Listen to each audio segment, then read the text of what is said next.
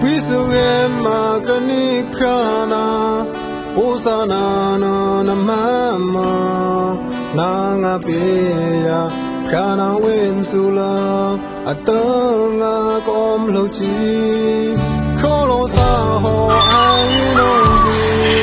Lone sila kang kamhete Kana do Nagani mubelu Tini shika ni senaga Lomem kosa keba ni mumbe Nana goba Atau kamati Sao pala bo happy Ani shika ni se sombi Jigo na hubla Ngwari pa mati Kanaga Nana sumbe hama Aposaya Kanin kanam ni Kanaga Kani susani Aposaya Na ani ni kone Weposap songa Kanin kanam ka Kanaga Kani susaka Weposap songa Na kani kanaka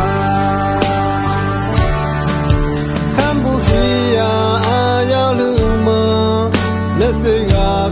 ka bohila I can't be kaning sulune kaposa kachiba sengunu ani mubeso bana tina amopte weko hinagam atoni ombeka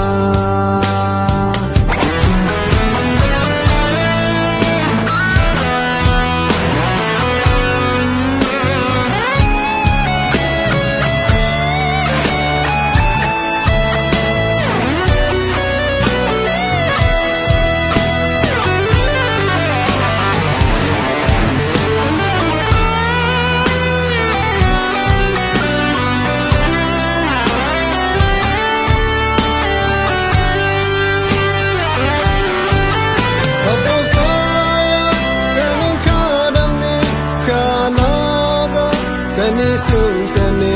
kaposaya na amni ni kone Weposap songa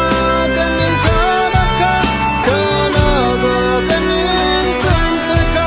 Weposap songa na kani kanaka Kambuhiya ayaluma Nasiga I can't be Kani sulune Kaposa katiba Sengunu ani mubeso Bana tina amopte Weko hinagam Adoni ombekam Kaposaya Kanin kadamni Kanaga Kani susani kaposaya na amni ni kone Weposap songa kanin kanaka Kanaga kani sumsaka Weposap songa na kani kanaka Weposap songa